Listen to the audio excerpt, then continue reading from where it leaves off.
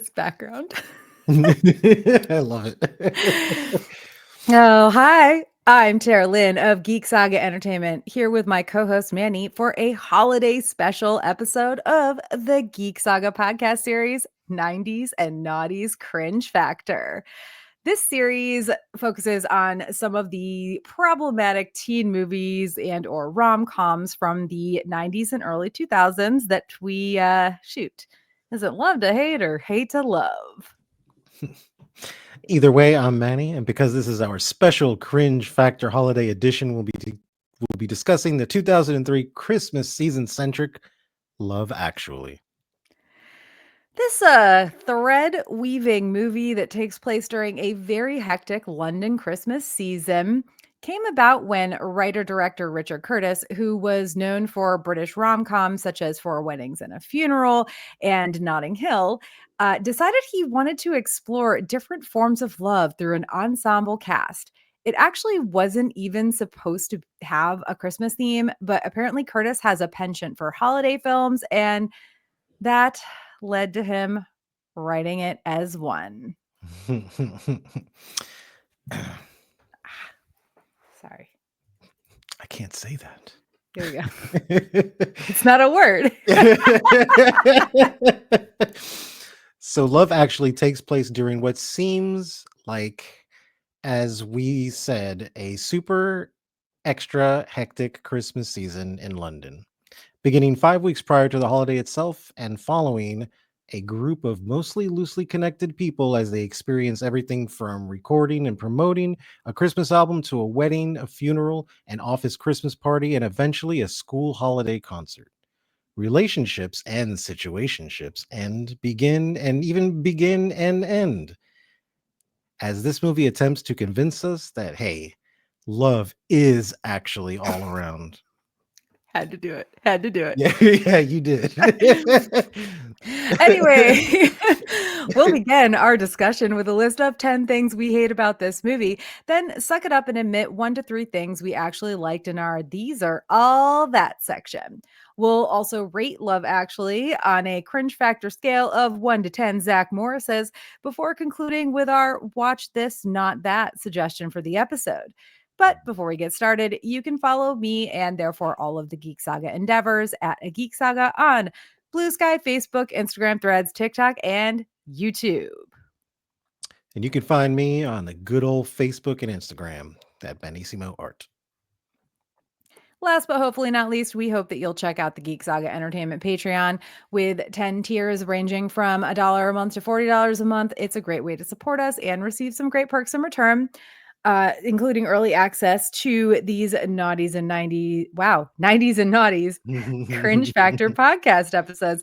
And also, I just to be clear, this is a series that we normally record only as a podcast.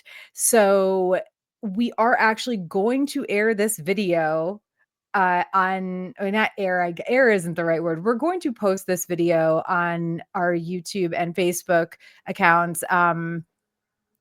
Unedited, uncut, messy as fuck. Yep. Because I don't have time for that shit. Yeah. You're welcome. Merry Christmas, you filthy animals. All right. Anyway, you can check out our Patreon at patreon.com/geeksaga_entertainment. And now it's time for the 10 things we hated about this movie, which in this case is a bit different from our usual Cringe Factor top 10 list, as the first 7 are going to focus on the things we hated about each relationship and or situationship in Love Actually, and then round out the top 10 with a couple of more specific cringy items. All that said, we might as well begin with a big one, that being an so cliche middle-aged crisis, aka how dare anyone even think about cheating on Emma Thompson? Oops, we mean Karen, but not that kind of Karen, damn it. She was not a Karen in any kind of way. No. I'm just gonna say, quick aside to start this, how dare they make Emma Thompson wear a fat suit like they did for this movie? Honestly, why? I don't know how I missed that. I didn't even notice that she was in I did not notice either. It is something I found when I was kind of just making sure I had details right for our Mhm.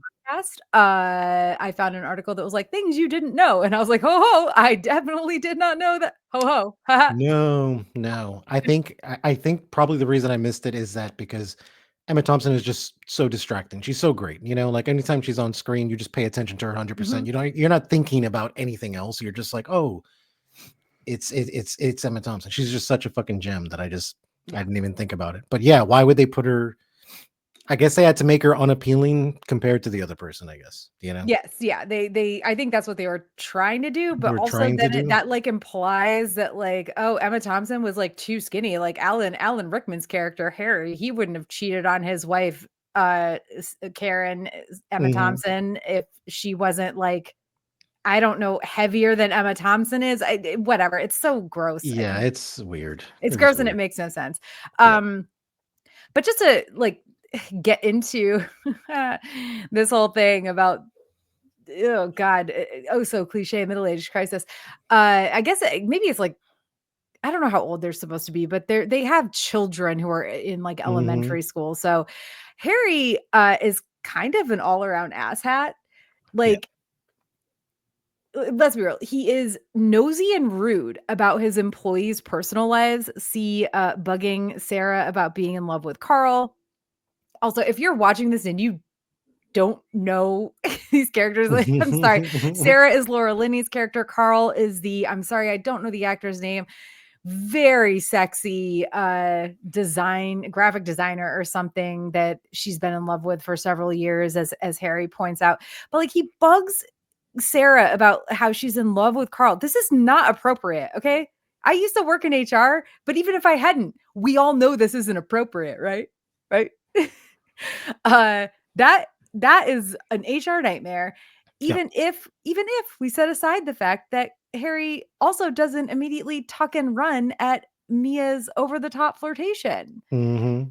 Um and this is kind of like maybe this is just a non thing and I'm just mad about it for personal reasons, but Harry is terrible at I don't know, planning, uh delegating both Yeah. because how is he asking Mia to plan the office Christmas party in like early December? Yep. How is there anywhere left to have it? Even her weird friend's weird art gallery. Yeah. Again, we'll get into that later because her weird friend is one of the characters in a other situation show. I don't even know what you want to call it. Whatever. Mhm. Um, how's there anywhere left to have it at this point? Even this place. And I did find an old article. I cannot believe I found this with a Mhm. Love Actually watch advent calendar.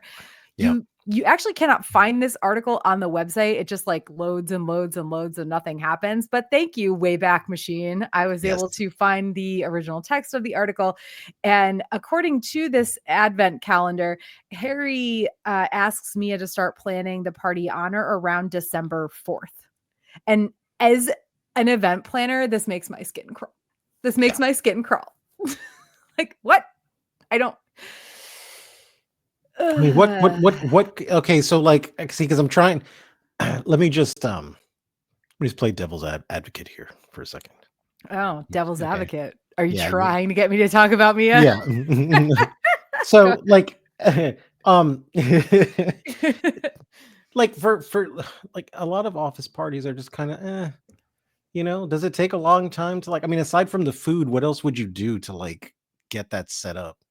Because in my brain, since I've never dealt in that, like, position, I can understand if you were, like, going to a place or, like, "Yeah, we're gonna have it at a park or at some restaurant," but Well, and that's the thing. It's how he asks her or tells her to plan it that's the problem. It's not like, "Oh, we're a company of 10 people. Let's just, try to get a dinner reservation somewhere." Mhm, It's we need a place where we can drink a lot and have some food and mhm, all of the people in this apparently way bigger than we can tell office mhm. can be there.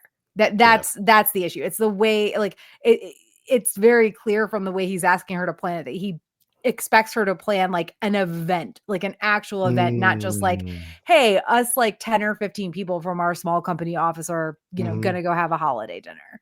Yeah, Um gotcha. But speaking of devil's advocate, Mhm. I just want to touch on Mia because who the fuck wears a devil? Like, I guess it's not a costume, but it's devil horns and a sexy red dress to a Christmas party, Yep. but like a work Christmas party. Okay. Mhm. Like, you do you, I guess, but work Christmas party?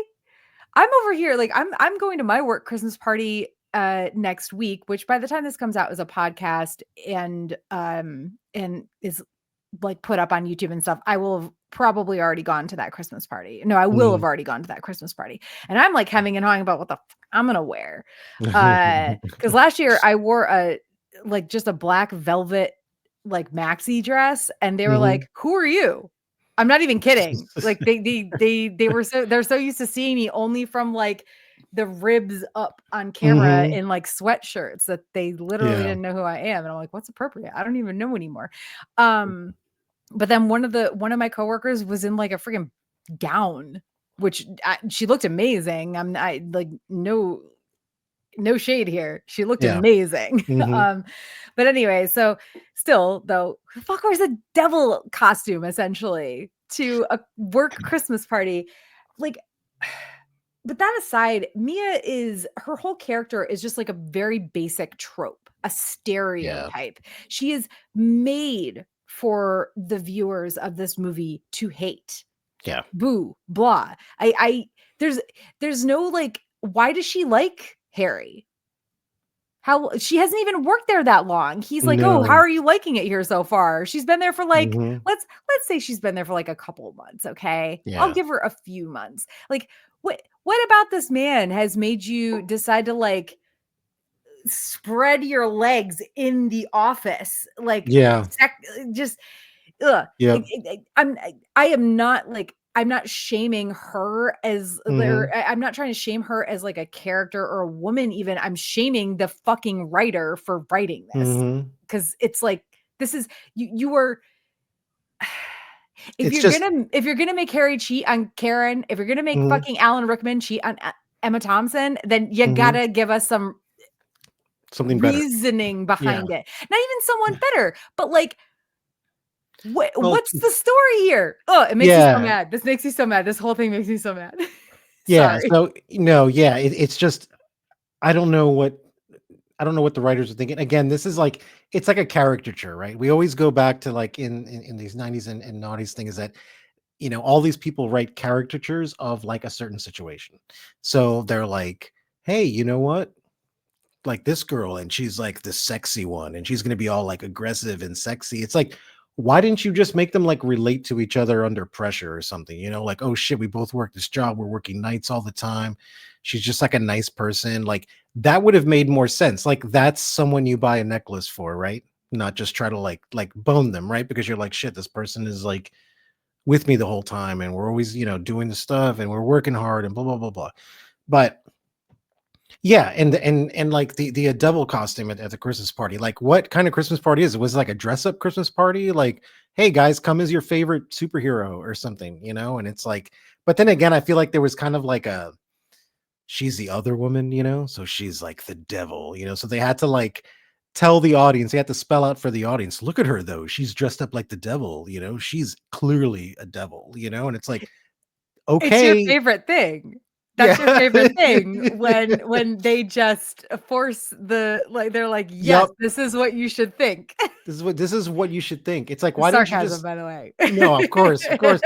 But yeah, you're absolutely right. That is my fucking favorite thing. Like, why are you spelling it out for me? It's like, why don't you just have her drinking like the blood of children too while you're at it? And she's like, I'm gonna take all of the married men. I It's like mean, she does open later in the movie, she does open when the prime minister is like searching for his mhm, love interest. She opens the door for her flat and she's in like, I think, a negligee, and she's like, "Aren't yeah. you the prime minister?" And she's like, like, "Oh, Mhm. girl, pick a man." It was bad, it was bad. Yeah, it's and I honestly, like, in a way, I kind of like feel bad for like, not her, I guess. I don't even know how to say this. Like, I feel bad for the character because even she deserved better. She deserved better than th- that. there's no fucking story here. She's literally just put there to make us hate her. Yep. Ugh, It gross. doesn't make any sense. I felt like it would have landed and it would have made more sense even for like Alan Rickman's character that, even though he is kind of like a jerk, he does seem like more like of a like sophisticated kind of cooler guy, but he's like, professor or whatever the fuck. And you know what I'm saying? That it would be like makes sense to be like, oh, well, this girl is really intelligent, or she's like, she helps me out. She's the only person who stays late, so I don't have to stay Mhm. here forever. Like she has my back. That would have made more sense to me. But she's just like, yeah, Yeah, like I'm it's still this. not good, but it makes more Mhm. sense. It would make more sense. This was just, yeah, this was a caricature of the other woman. You know, Mhm. I mean, it that's what beyond this was. caricature. Like I Yeah. just it ugh.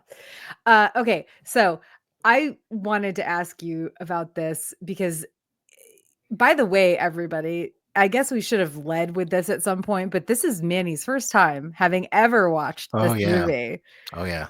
I saw it like in the theater. Actually, I think I can trace this back to I think I saw it at a dollar theater when I lived in Virginia.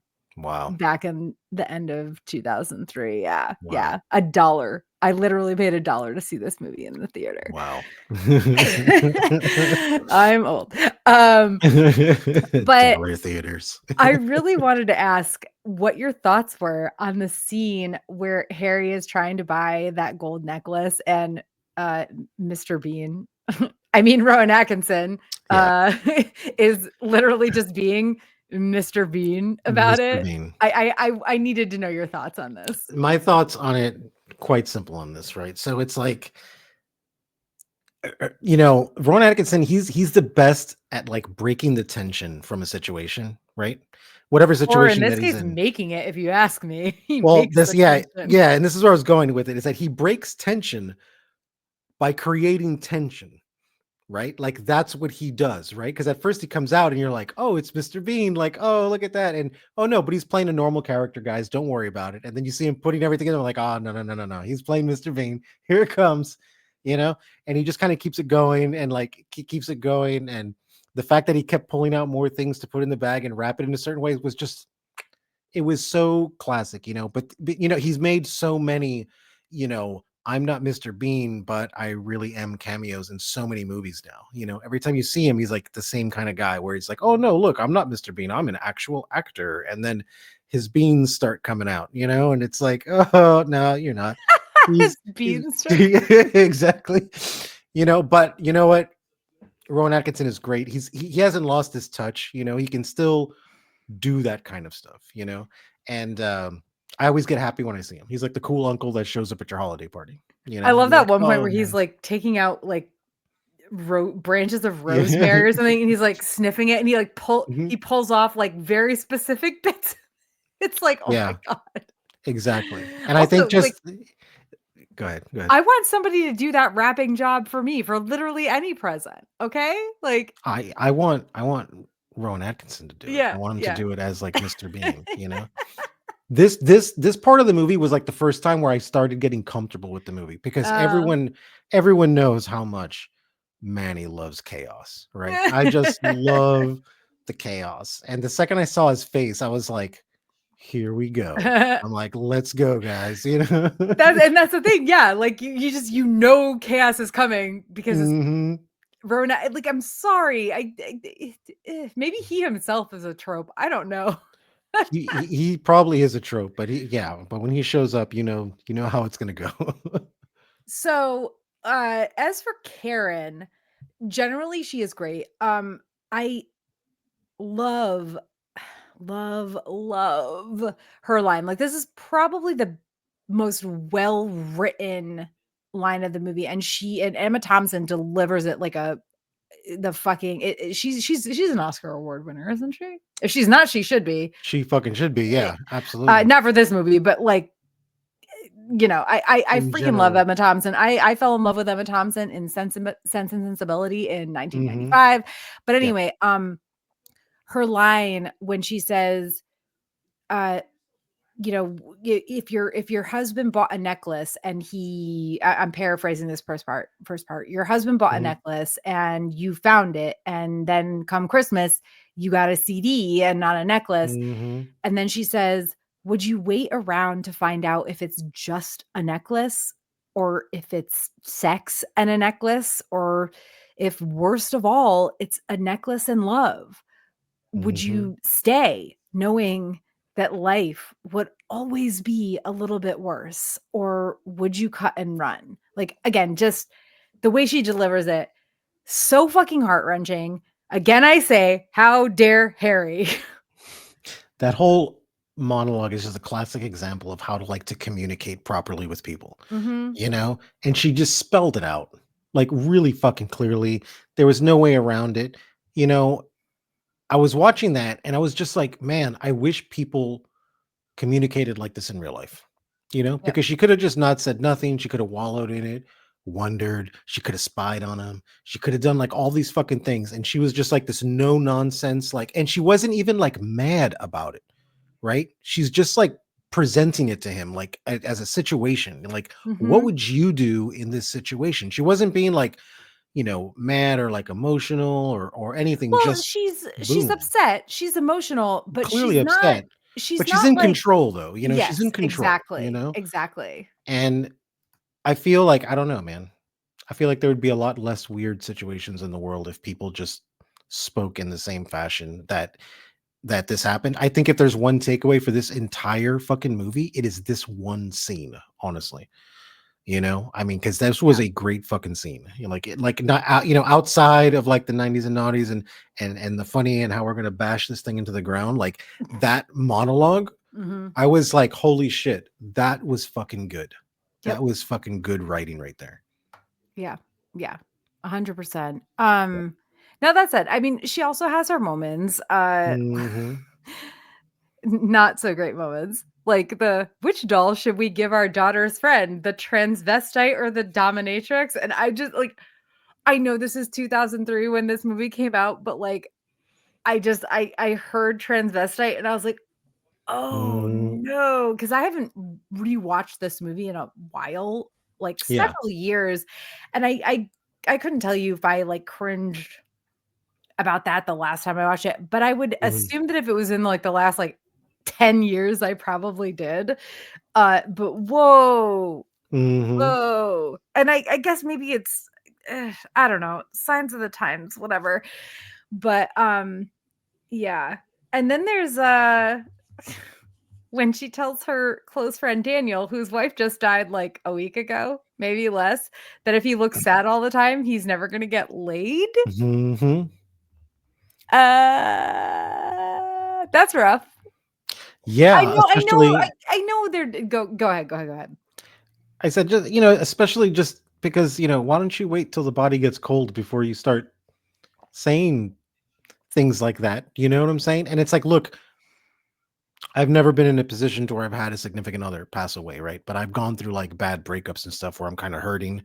And, all the advice I ever got was always the same. Oh, you need to go out and you need to go have sex. You need to go like fucking. And it's like, look, bro, just give me a minute, And I can't even imagine like losing a significant other and be like, man, if you walk around with that puss face, you're never going to touch a girl ever again. It's like, dude, I'm putting my wife in the ground. What are you talking about? Like, Like literally just put his wife. literally just did it, Oh my you god. know?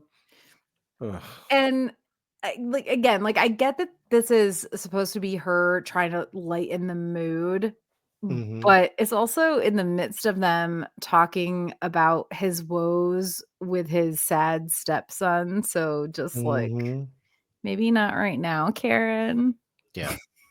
Now isn't the time to go get you some. Mhm. Well, since we're on the subject of Daniel, second on our 10 things we hated about this movie list is proper grieving period. What's that? Never heard of it. Okay, okay. Let's take one tiny step back just to point out that Sam, the son of the woman who just died, is apparently not grieving the loss of his mother, like, hardly at all or No. at all at all? Yep. Like, Really though, he's only depressed and hiding in his room because he's upset about presumably unrequited preteen love. Yeah. Yep. I That's is this how kids are? I feel like there would be grief there.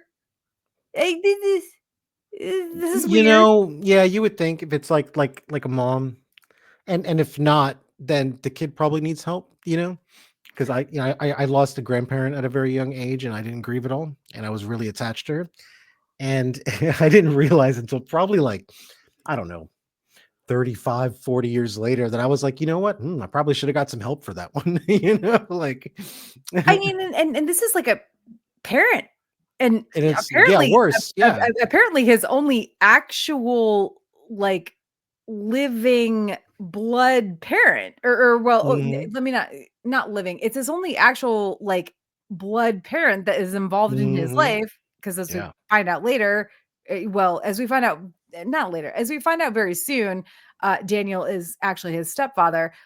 I'll get Hmm. into that later, but, like, I know he's only 11. Hmm.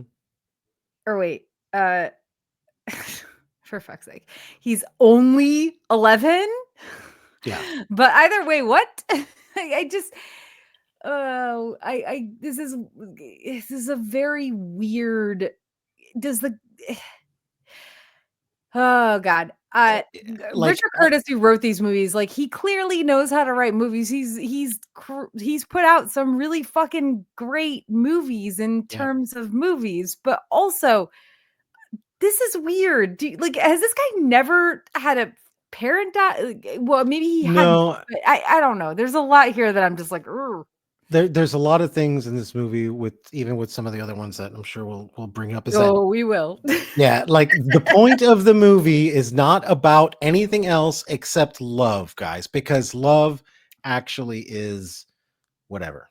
It's like, that's the point of the movie, guys, Actually, and that it's is like, what love actually is. yeah, love actually Whatever. is whatever, right?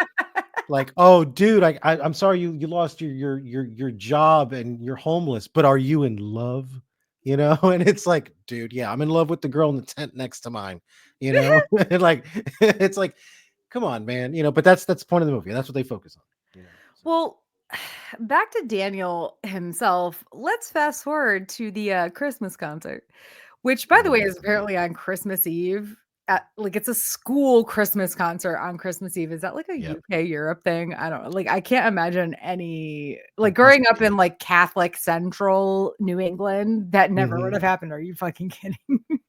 No, and in Cuban, Miami, that was actually Christmas. Actually, Christmas is like New Year's Eve. Hmm, okay. Right? That's when we would do everything. Like, sometimes we would open the gifts on the 25th, but most times we were opening them up at midnight, on the 24th. The 24th is when we would go out. There's huge party, at one of our relatives' house, and all the Oh, that Cubans sounds so did this. fun. Yeah, it was like a huge party, a bunch of people, everyone gets wasted, they eat pig, like, I mean, it's a huge thing. Like, the whole Christmas Day, like, dinner or whatever, like, to me, it's like, I had never heard of that until I was an adult. I was like, "What are you talking about? You guys don't do anything on Christmas Eve?" They're like, "No, we go to bed early because Santa Claus." I'm like, "Go to bed early?" I was like, "Dude, I was like 7 years old and I was up at 3 a.m., and I'm like, I had no problem going to sleep, after that. That's so funny because, like, when I was a kid, we did, like, we would go to we lived close to both my father and my mother's family, so we would go Mhm, to one of them on Christmas Eve, one of them on Christmas Day. It switched back and forth every year, right? mhm. Um, so we would always go to bed early Christmas Eve, but we would see family and have presents Christmas Eve with one side of the family. Yeah. As an adult, when like, my main part of the family, my parents, my sisters had all moved away from the extended family, it became Christmas Eve was the big dinner thing, the big hangout Mhm. thing, and Yeah. then Christmas Day, we would do, like, brunch. Mm. So we would open all the family presents Mhm. Christmas Eve between each other, and then, like, my Uh, sisters with their kids would have their Santa thing mhm. on Christmas morning, and then we would just do brunch together. Okay, that So, makes sense. yeah, Yeah, that I makes sense. anyway, I miss that because 'cause I'm not there anymore. but I will Good. be soon next year, hopefully. Anyway, regardless, this concert, this Christmas Eve concert, takes place at best 5 weeks after his wife's funeral, Yep. after Daniel's wife's funeral. And like, despite some very positive moments when Daniel is helping Sam, and again, major props to him for all of that, let's be Mhm. real. Mhm. Daniel still seemed pretty damn grief-stricken up until this moment at the Christmas concert, understandably. This Mhm. moment that I'm talking about being, but then he runs into Sam's friend's mom who looks suspiciously like his dream woman, Claudia Schiffer. Yep. And he's immediately all eyeballing and flirting with her. And oh my God, the final scene of the movie where people are all like meeting at Heathrow again. This is just 1 month later. I Yep. looked it up I was like, I Googled it several different ways. Everybody says it was only 1 month later. Just 1 month later, Daniel and Sam are at the airport with Claudia, oops, I mean Carol. Yep. So Mhm. obviously that's supposed to signify that they're already dating. And like, yes, everyone grieves differently and Yes. all of that, but also rebounds are a thing. Plus, there are children involved, and Yeah. yeah, And you would think that you would be really careful with that, in particularly with the child. The child just lost a mom. You're going to introduce another woman who is going to be like the stepmom, and then you may decide 6 months down the line, oh, I can't do this, and then that woman's that the kid's gonna have to say goodbye to that woman now. You and know? his friend, Yeah. his little Yep. school friend. Mm-hmm. Oh my god, just meh, meh, meh. Yeah. Nope. Eh. Nope. Nope. Okay, why don't we just take the leap from meh, meh, meh, Yep. oh, to Christ. No, at Christmas, you do no, at Christmas, you do not tell the truth. No. Never. Especially these days, if you know what I mean. Oh yeah. No. Mm-mm. Nope. Okay, Manny, before we dive into the cringe of Mm-hmm. this might be the time to talk about how the whole like cue cards or prop Mm-hmm. card scene Yeah. is the only thing you knew about this That's movie. the yeah. So I saw like the memes from that. Like it wasn't even that long. Probably 2 or 3 years ago, I kept seeing like memes. It was trending for some reason, and they Oh were god. doing things, like or whatever. And I just saw, hey, isn't that the guy from The Walking Dead? Like it looks like the guy from The Walking Dead. Is that who that is? Like, what is this? I've never seen this before. And they would be like, oh, it was from like a romantic comedy, like whatever. And then somebody else was talking about this movie, Love Actually, like a year ago or something. And I was like, oh, I'd never seen that movie. And then I saw that scene and I was like, oh, that was because I watched the trailer, is what it was. I was like, I've never seen Love Actually. I'll watch it. And then, or I didn't watch it at the time. I just looked at the trailer. So I saw that scene and I was like, oh, that's what this is from. So to me, it was like the most like iconic part of what this movie was to like me. Yeah. Well, and I think it's like I think it really is the most like meme worthy, like Yeah. iconic thing about Hmm. this movie, period, which is ugh, because going back to the cringe of it all, Mark being in love with Juliet, who is his best friend's wife.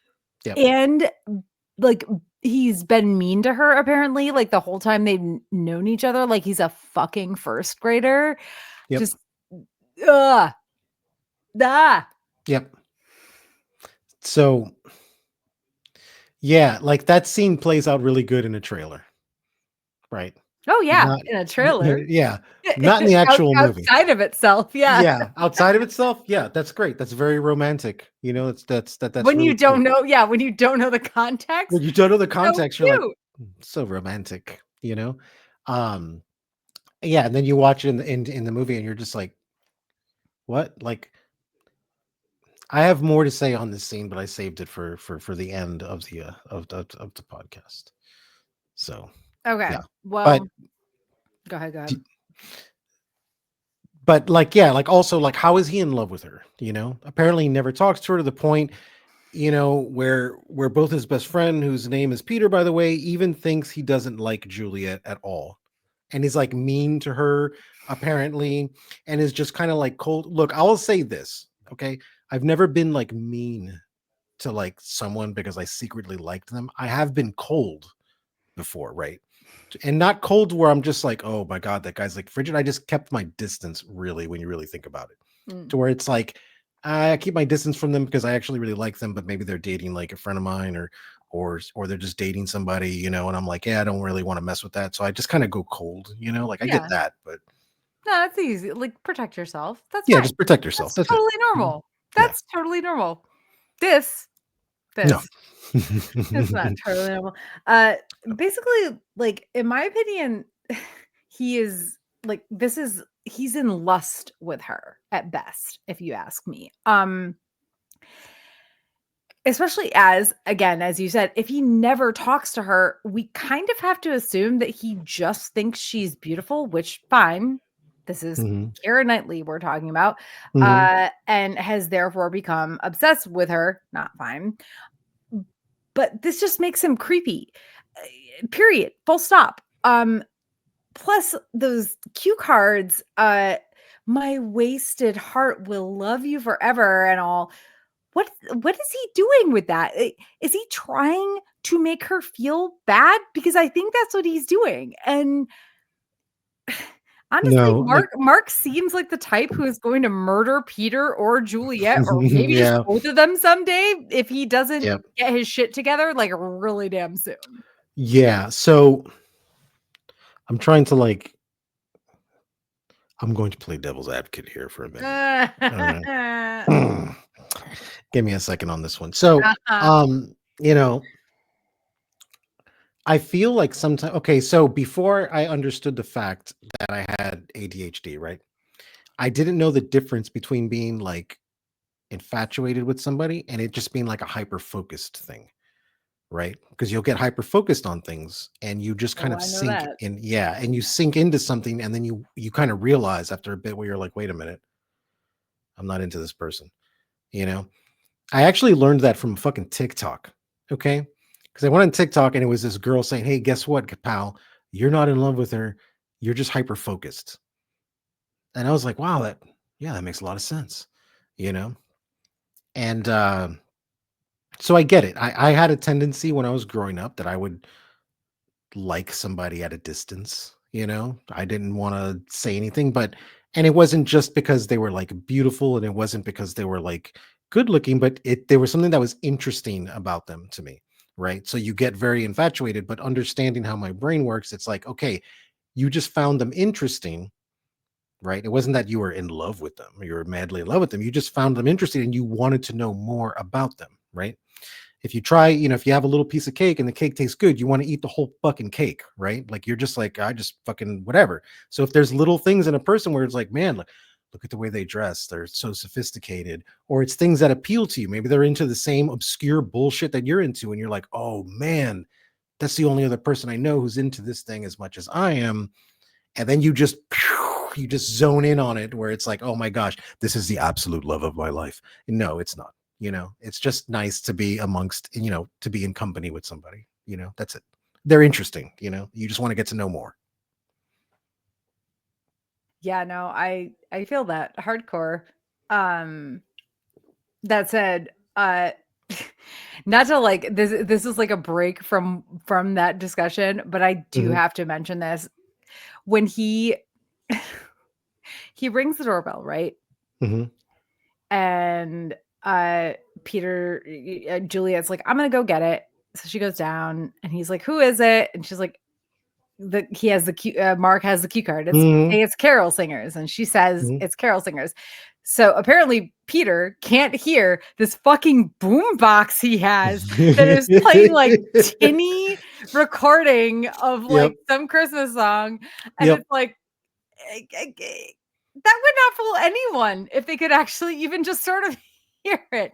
No, no. I get it. He's upstairs, rightfully, like he couldn't hear it, but that's always fucking annoyed me. Like, what the fuck? Nobody that's not Carol Singers. Um Or maybe just ask, hey, why is my wife gone for so long? You know? yeah. Oh, I told her to get rid of the Carol Singers. And she's just Apparently like she sitting didn't. there. No, Yeah. exactly. Yeah. You know? Uh, seriously, this whole storyline is so awkward and it goes nowhere. And I know you had some thoughts on it going nowhere. So, Okay. Yeah. So this story is probably one of the worst in all of them, right? mm, But it is but the that's situ saying yeah, something. it's saying something, yeah.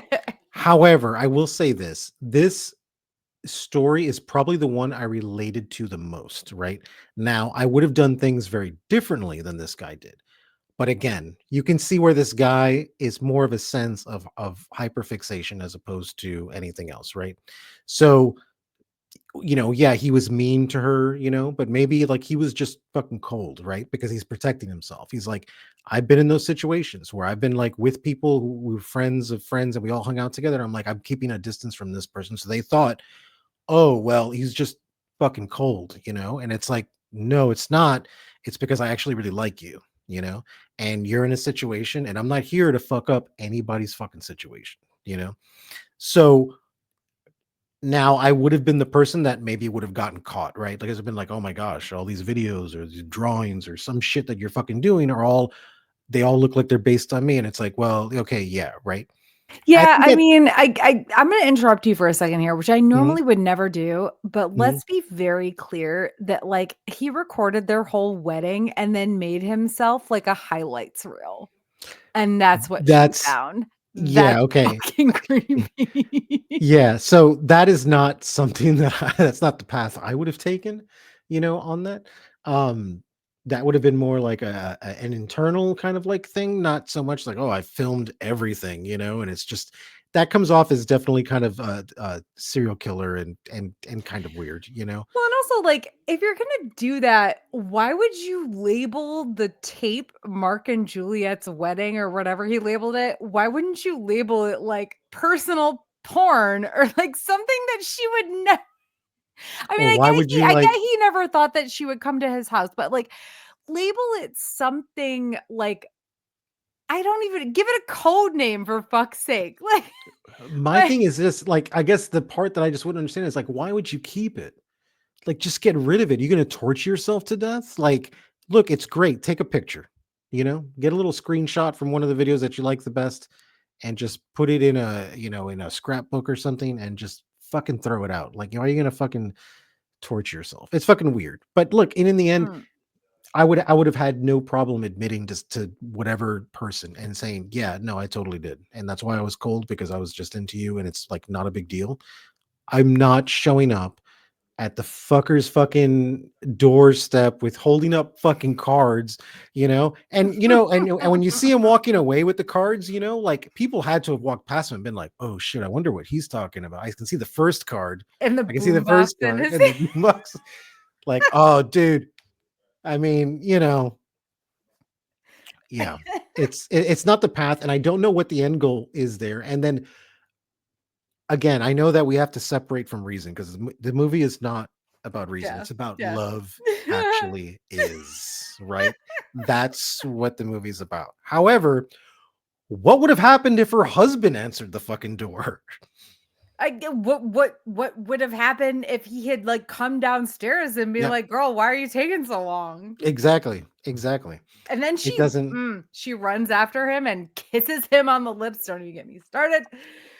yeah, it's probably That's a whole fucking other mess that I don't even want to get into. no.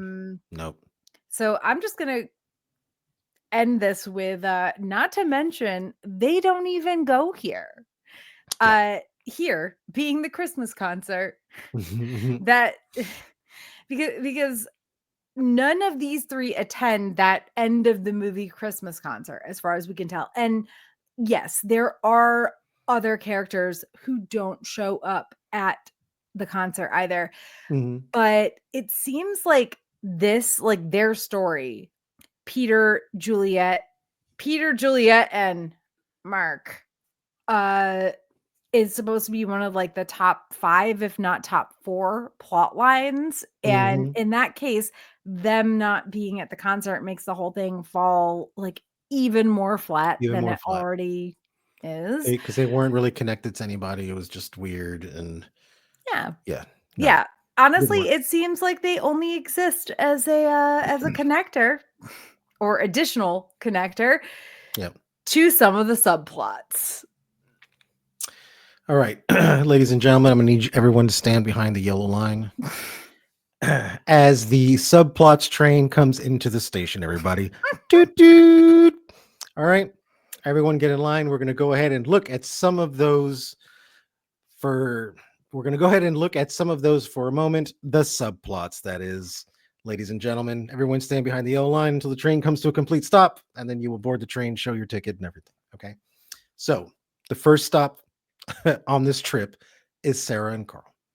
Okay. Now, Sarah and Carl is like a weird one for me, right? Because I feel like this had the potential to be an actual love story, Mm-hmm. right? Everybody else, it's easy to fall in love when everything is kind of perfect, right? When there's no consequence, there's no baggage there. It's just cute and whatever. However, Sarah has, her brother that she takes care of. Did they ever say what he has in it? I don't think they ever did, right? No. No. He is just a person with a mental illness. Mhm. I As not a doctor, I would guess it's like schizophrenia, Mhm. but that is they don't ever say. And I Yeah. I there are some also like things about that as well Yeah. that they don't. Yeah.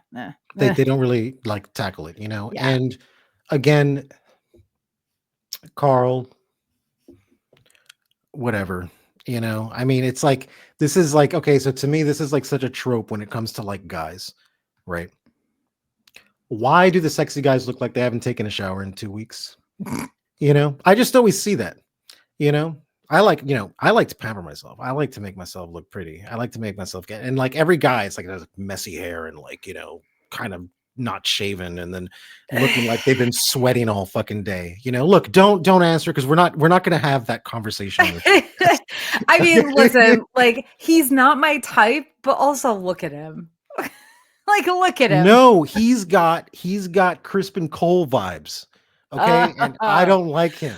Well, okay, no. Okay, for anybody listening to this who has not watched House of the Dragon, we're talking about an incel motherfucker. Uh I he had looks wise, yes, he has Crispin Cole vibes. However, Carl does actually seem like a really good guy. Okay? Like it's hard for me to know what to say about this particular storyline because and again this number 4 of ours, this toot toot here come the awkward subplots train, there are 2 separate storylines that we're going to cover in this thing we hate about this movie, first being this one. And it's hard for me to know what to say about it because it's probably more sad than awkward because I understand Sarah's love and desire to or love for her brother and desire to care for her brother who is living with a mental illness. Mhm, But at what point do you put up some boundaries or shoot even like one boundary so that you can have some happiness yourself? mhm, Because I'm of the mindset that you can't truly take care of someone in a way that is best for them mhm, if you yourself are lonely, possibly even miserably so. Not to mention, how does this not affect like her job when he apparently calls her constantly while she's working as well? yeah, But like the thing with Carl, he is super like when they first start hooking up mhm, and just to like I want to say I got to give Laura Linney props like when they go to the holiday party, she comes mhm, home, he's with her. mhm, She's like, "Give me like they're making out for a second, and she's like, "Give me a second," and she like has that super excited dance on the mhm. stairs. Oh my god, it's so I fun love and her. She's perfect great. and lovely. Oh god, I Mhm, love Laura Linney. Um, but like, and also she goes upstairs to like clean her room. And she like kisses the teddy bear and puts it under the bed. It's so fucking cute. Uh, that's something I would do, by the way. But like Carl is actually super understanding of the whole situation, and it feels fucking weird to me that like I don't know, like he knows, like he's worked with her for years. He sees her Mhm. take these calls. He knows what's going on.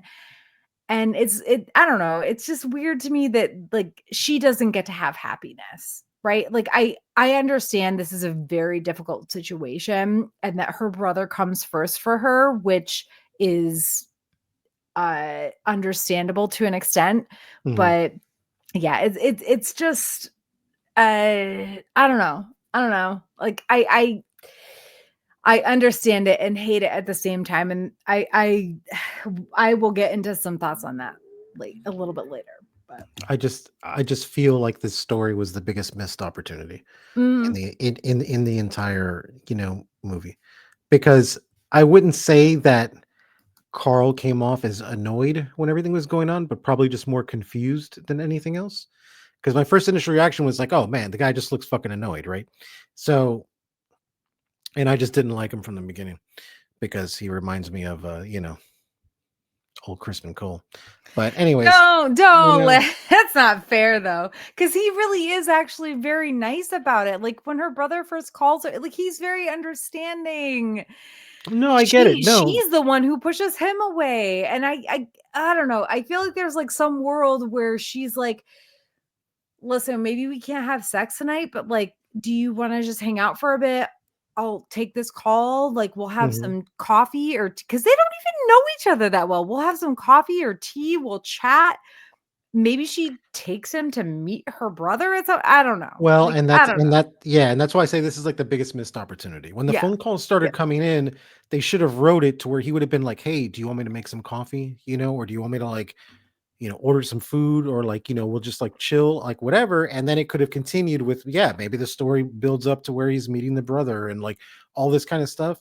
This is the only one that I felt like actually, I don't know, Yeah. had something going Yeah. for it that just didn't go anywhere Yeah. because, I don't know, It's because I mean, because even the stories in this are about love, and this just seems more like it kind of came off as more of a fucking hookup than it did anything else to me when I watched it, and I was just like, yeah, and I'll have some thoughts on that in a mhm. later point. But regardless, like it's awkward and Oh yeah, it does serve to show us the basics of Sarah's story. hmm However, it does not go anywhere. So let's move on to the second stop maybe. the second stop, ladies and gentlemen. I hope you all enjoyed the first stop. Everyone who just joined on the train, get ready because you're in for it. Second stop on the awkward subplots train is John and Judy. Kind of pointless aside, but while it's not surprising, it is annoying that there doesn't appear to be any clarification in Love Actually regarding what type of movie John and Judy are sex scene stand-ins for. Um, so if you go on IMDb, the summary of the Love Actually just vaguely calls it a film.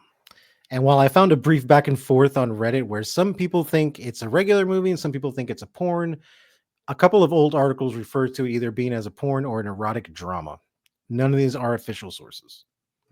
Yeah, personally, I I have to go with it being a regular quote unquote film based on John's comment about a previous job where he was a stand-in. First of all, this is Mhm. hilarious. Martin Freeman being a stand-in for Brad Yeah. Pitt, but he was a stand-in for Brad Pitt on the set of 7 Years in Tibet. Mhm. Like this does yes, there are some articles online that are like, yeah, they were stand-ins for a porn film or whatever. I don't think that was it though. I No, I don't. don't think so. When you had mentioned it being like more of like a normal film, I was like, oh yeah, so yeah, that kind of makes Like, I feel that would make more sense, but also, I guess the part that I had to kinda, like, think about was like, "Oh, okay, so they're just probably just filming their midsection because they are having a conversation in the middle of doing this, and I assume they Yeah. don't want that on camera." But, uh I mean, this whole thing is very awkward. It's mhm, it's it's not like this is one that I have a hard time with because I feel like there are some reasons that are obvious why it's awkward, mhm, and the fact that we don't really know what they're standing in for or whatever, but mhm, and the fact that these are the only nude scenes in the movie. And mhm. PS, guys, I rewatched this on a plane. I was on a plane to Japan, about a week and a half ago, almost 2 weeks. No, yeah, almost exactly 2 weeks before Yeah. we were recording this, and I was like, "Oh shit, they have Love Actually." Well, I might as well do my homework because I already knew this was the one we were discussing for our holiday special. And at one point, Dean, so I'm sitting in an aisle seat. We have no person in the middle seat. Dean is in the window seat. We're in like the economy plus section. We're in the section of the plane that has a little bit of extra leg room and shit. Mhm, Uh, but and the middle row directly across from me, Dean was actually originally supposed to sit in the aisle seat closest to me in that middle row, but because there was literally no one in the other two seats next to me, he sat with me. So there's a guy who's just passed out. So like nobody like directly across from me can see this, but also like it's awkward watching Yeah, yeah. movies with nude scenes on. And at one point Dina's like, "Are you watching?" Because it's on the screen on the seat in front of me. He's like, "How is that not edited?" And I was like, "I Yeah. dude, I don't know, but it's not." And so like and for me, like I don't care about watching nudity, but in public it's a little bit different. It's Yeah, weird. It's quote weird. unquote public. Yeah. Uh but like I don't know, like I don't think the reasons why it's awkward is that they're nude. It's more just like they're both just so cute. And you're just like, oh, this is awkward because they're like doing these like Mhm, really physical things with each other and they're both mhm. naked. And I don't know. Either way, the good thing is that like nothing bad comes of it, right? Like No. this is Mm-mm. probably the purest, simplest Oh, yeah, it is. Yep, plot. yep. It's awkward as fuck. Mhm, Uh but it's the purest, simplest plot. And I think the biggest reason why it's awkward is that in the like 1 month later at Heathrow scene, these two people who just went on their first date mhm. right before Christmas are already engaged. Already engaged. Like, But lol, but okay then. I will say this, at least their story had, like, an arc, like a Yeah. complete arc, right? Yes. And they were both very Unlike, sweet, cute, you know, mhm, okay. Uh, like I said, they seem like two very nice people. John made it very clear that there was no pressure on her to go on a date with him, which was great. Probably the actual worst thing that happens is Judy telling him, "All I want for Christmas is you." Okay, no, she doesn't say it like that. She just says, no. "All I want for Christmas is you," Yeah, which is just the cheesy sort of cringe. and his response was even better. He literally just said, "Thank you." Yeah. And I was like, "Ooh, yeah," when you tell someone, like, when you show someone, like, emotion or, like, feeling like that, and they say, "Thank you," that's not even a red flag. That is a iron dome. That is a wall, That is literally the wall that divides Russia from the West, right? Like, that is it. The Iron Curtain, there's no going through that. Time to go home, you Yeah, know? this storyline was really only part of the cringy, awkward subplots train because we don't know what the fuck they're doing or like it- No, yeah, it but was but weird. also it's cute. It's cute. It's cute. But I will say It's this. more I will say positive than this. negative. Yeah, I think it's actually the more I think about it, it's actually really well done, right? Because even though there is like the stand-ins for like sex scenes, watching them, you kind of almost forget about that. To where it's like, oh, well, that's not the point, right? The point is like, look at how these people kind of meet each other. Like that's an interesting way that they met each other and how that's evolving, right? By the time she was like, oh, I'm engaged, I kind of forgot what they did for a living. I was just like, Mhm.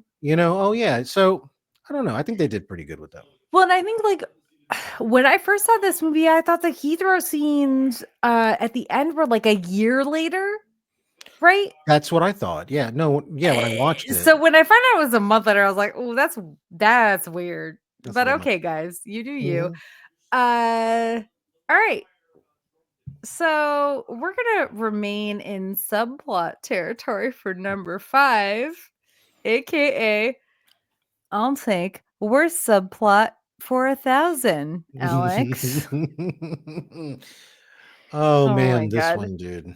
Seriously. Okay, so we meet we first meet this subplot's subject, Colin Frissell, at Peter and Juliet's wedding, which Sarah attends, and Colin is connected to the Jack and Judy story through their mutual friend Tony. He's friends with Tony, and Tony is like a production assistant in the Jack and Judy stuff that we just talked about. Mhm.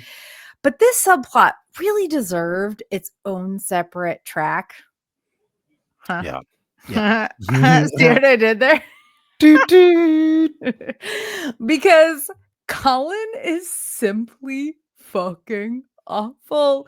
His character makes no sense in regards to the rest of the rest of the movie, the rest or the rest of the so-called love stories. Like Mhm.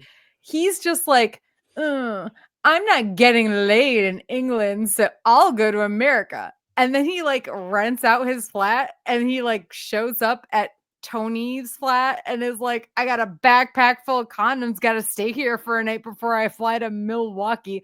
Okay, I'm sorry. This is Milwaukee. 2003. The internet fucking exists. You're Yep. buying a plane ticket to America. I can tell you for fucking sure, as somebody who traveled to Europe 4 times between Mhm. 2000 and 2011, that Milwaukee is not the airport that is cheapest to fly to No. from London, any London airport, but Heathrow specifically, sure. So he bought a random ticket to a random city in Wisconsin.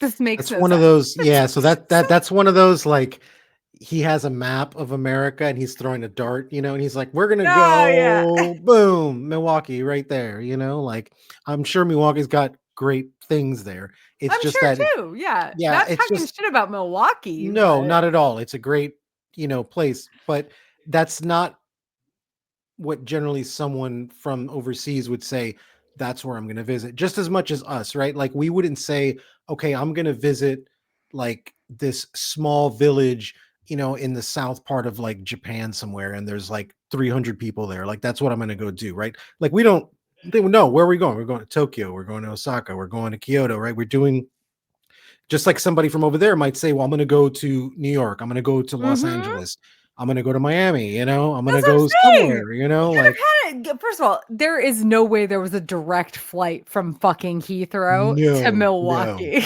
no, negative, Absolutely not. negative, Why did not you go to New York, no. Chicago, fucking Charlotte, North Carolina, maybe?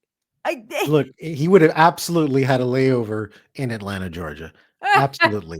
That is the layover capital of the world. That's where he would have wound up for 2 hours before he went there. But yeah, direct flight, no, dude, that's what rich people do. Oh my Rich people can take a flight all the way out there, but not normal no, but dudes. that's the thing. I doubt there is one that exists. I guarantee you. I guarantee you, especially in 2003, that he flew from London to Mhm, Heathrow, or I'm sorry, wow, London to Chicago to mhm. Milwaukee. like some nonsense like that. It's Mhm. nonsense. It makes no sense. And oh my God, like then he gets to America. Oh man. Oh man. God bless America. I didn't know. I didn't know. I had no idea. I lived here my entire life and I had no You don't idea. have a British accent, Manny. Look, I You have lose. okay, but I have a Miami accent. That should get me something, you know? Like, come on now. Like, listen, I know this is supposed to be a parody, but he gets off the plane in Milwaukee supposedly, Mm, and he's like, "Take me to the closest bar." And he ends up at some dive bar. yeah. And he immediately meets, is it 3 hot girls? 3. It's just Yeah. 3 at this 3 point. hot girls because the 4th one hasn't shown up Like yet. one of them is January Jones, one of Mhm. them is Eliza Dushku, and one of them is, I can't remember who the third one is. One of them was the girl from The Girl Next Door. What was her name? Oh, that's Eliza Dushku. Oh crap. No, no, her name is something Cuthbert. Oh, Eliza Cuthbert. I'm sorry. It's Yeah. same first Mhm. name, different last name. Hold on. Banshee.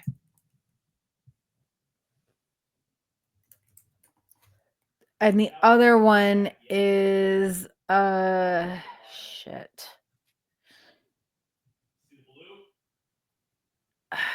Ivana, no, is that her? Hold on. Yes, Ivana, uh, I'm not gonna pronounce her name right. Milesevic. Mhm. She was in Banshee, but she's been in a bunch of Mhm. other things Mhm. too. So, like, basically, he meets these 3 super fucking hot girls, Mhm. and they're like so attracted to him because he has that British accent, Mhm. and they invite him back to their house, and they're like, "Oh, but we only have 1 bed for us and all of our roommates." Because originally I thought it was 3 people, but I think it's actually more. Mhm. So, they only have 1 bed for several people and no couch, No. and they can't afford No floor. pajamas. They don't They have a can't, floor yeah. either. Yeah, they can't afford pajamas. They can't Nope. afford pajamas. So you can't afford pajamas, why are you in a bar? What Why are you buying drinks at a bar? You Yes! know? Like, what are you doing? If you're sleeping in a fucking apartment with 1 bed, why are you in a bar, I thought period? I thought personally, okay, allow me to just kind of rewrite the scene here. All right, guys. This is a little interlude on the train. We're not Mm, making a stop mm, for a little mm. bit. Everyone come into the dining cart. We're gonna have some Yes, whiskey. yes. Okay. Here's my take on this. Okay. Here's what happens. He goes there, and then these girls are obviously scam artists, right? I mean, you saw they were throwing themselves out there. Hey, no problem. Hey, let me get you a drink, sir. Your accent. And so the guy wakes up, no clothes, his money's gone. He's like, oh my God, I'm stranded here. What the hell am I going to do? Right. So then he gets help from people, and then somebody shows up, and then I don't know, he gets some help. And then maybe that person is like, has a cousin or like a sister, and it feels bad for them. And then they connect. And he's like, man, I went to the United States to like get laid, but I found love instead. And then he flies back and maybe he's married now to her, because obviously it only takes a month to get engaged to somebody. And then boom, his life is like, again, missed opportunity. Yeah, and, but I mean, again, like, then he comes back. He's in the end scene, and, first of all, neither of the girls that he brings back to England with him are the girls that we saw in the bar, No. because he brings back Shannon Elizabeth for Yep. himself, which Holla, American Pie. Yeah, exactly.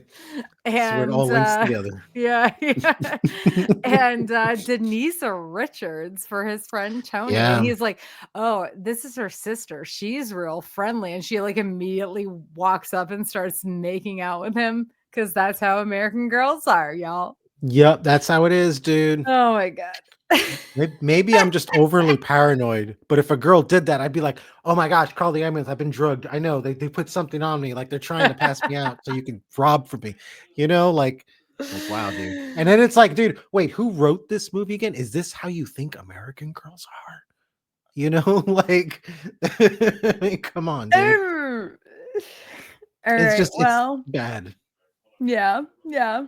You want to move on to number 6? Oh my god. Because Okay. unfortunately, we do. We have to move on. Yes.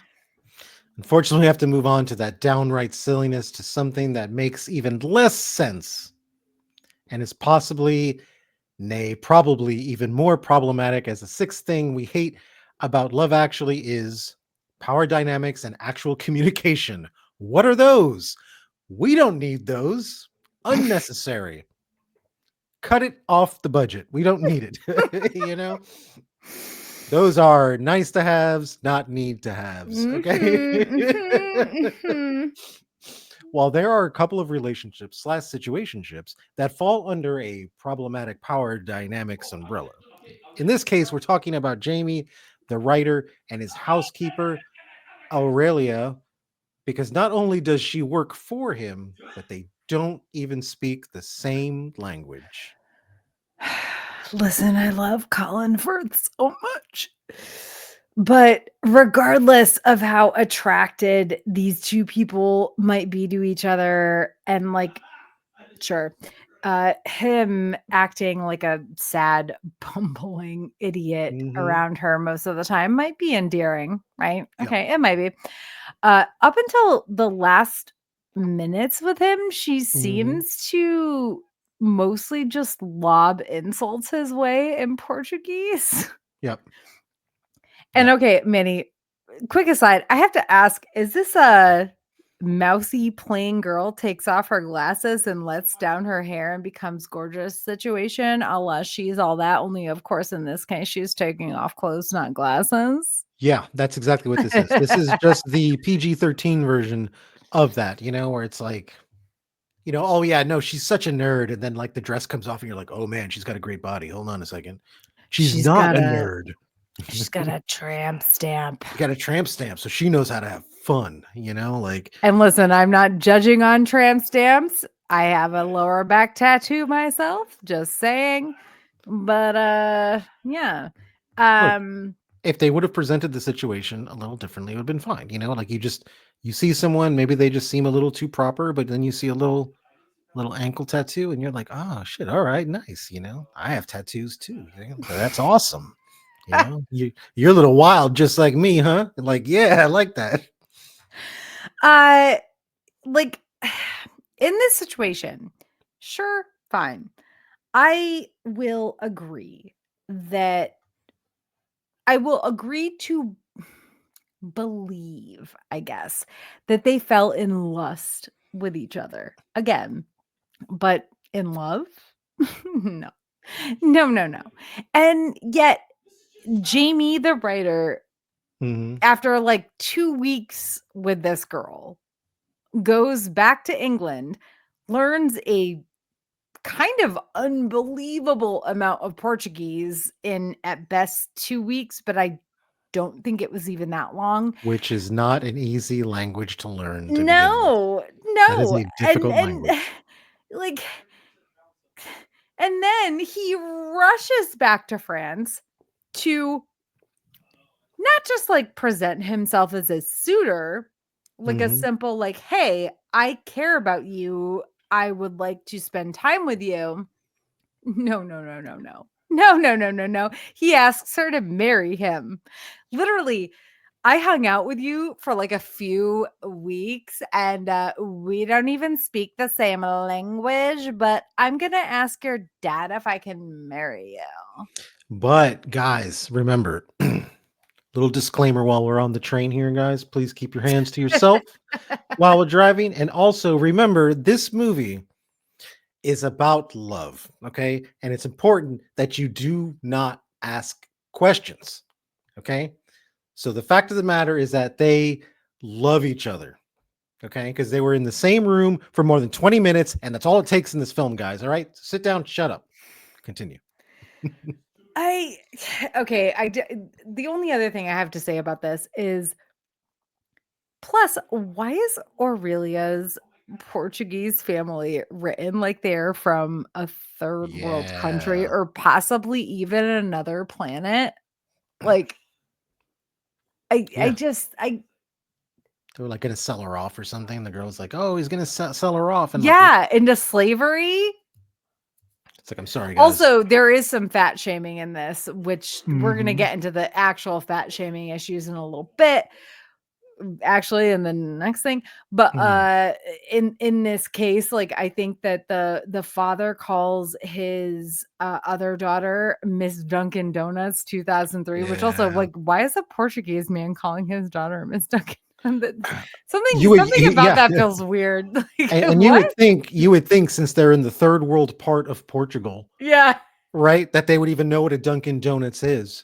It's like, oh, we know Dunkin' Donuts because we get the trash from the Americans because they dump it here and that's what we go through. He And it's doesn't like, even have the Massachusetts accent. She's like Miss exactly. Dunkin' Donuts Miss Dunkin' 2003. Donuts 2003. And you're right.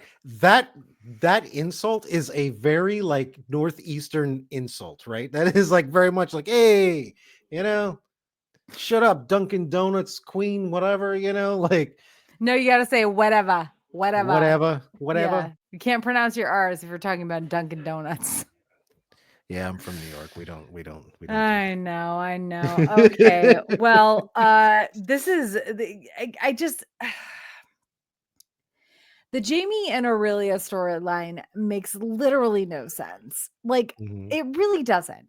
In what world is some dude meeting like I get he just got his heart broken, but like you meet this housekeeper, again, power dynamics, and uh you're like, "Oh, she's kind of in my way and annoying." And she's like literally talking shit about him in Portuguese all the time, which Mhm. good for her by the way. Yeah. Like no judgment on her.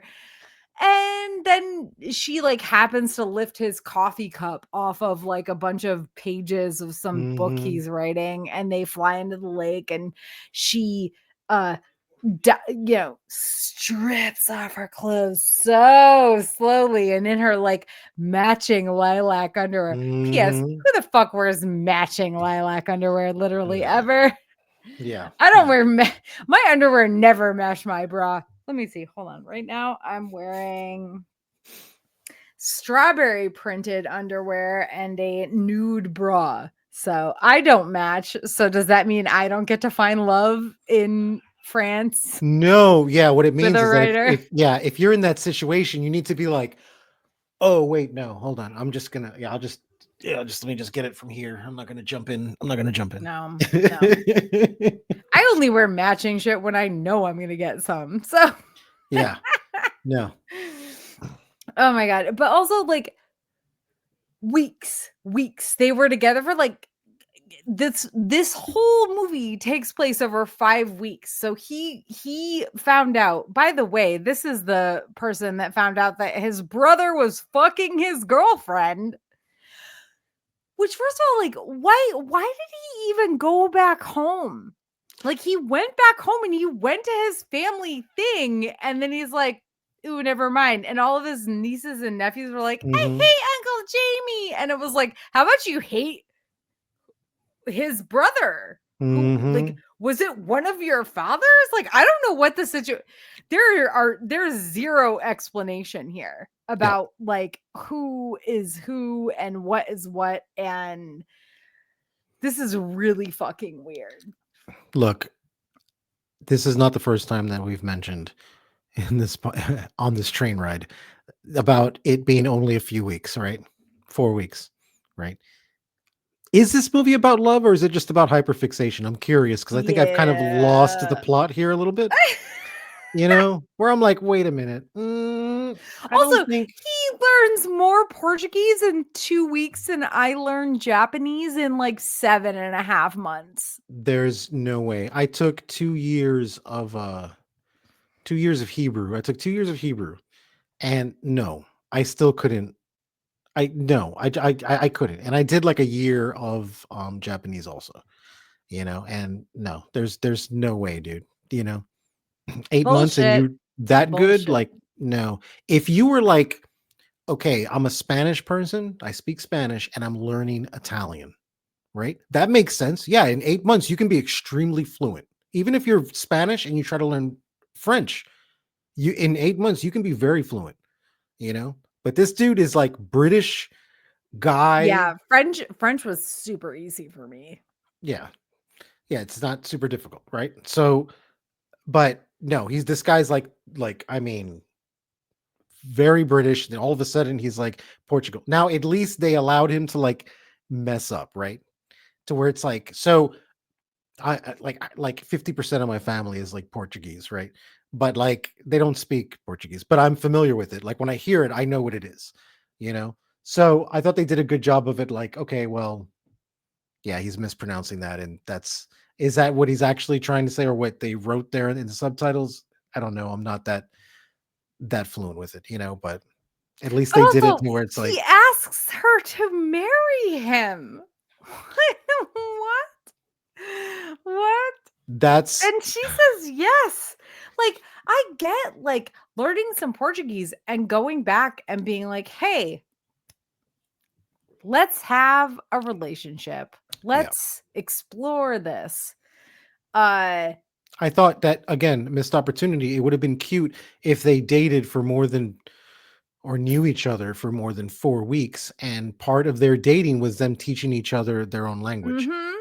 That would have been fucking great. That's what I would assume what love actually is. Great. I mean, listen, like this could have been a whole movie on its own, but we're gonna Yes. move on because I suppose we might as well continue on the tack of relationships with power dynamics Yep. with number 7. In the words of David the Prime Minister, would we call her chubby? Because I got to begin this with, of course, it is questionable that the freaking prime minister, whose name is David, just David, seriously, they never give him a last name, is crushing on Natalie, who is one of his staff members. Granted, she is also into him, and he at least is never inappropriate with Mhm. her. So like Yep. props to him for that. Like He props. tries to keep his distance too. You can see it. Yeah, yeah. That said, while fat shaming occurs elsewhere in Love Actually, God, oh, how do I even get into this? Hmm. Uh, fuck. While fat shaming occurs elsewhere in Love Actually, let's be real, pretty much all of our complaints with this relationship stem from the fact that Natalie herself is constantly fat shamed. And Mhm.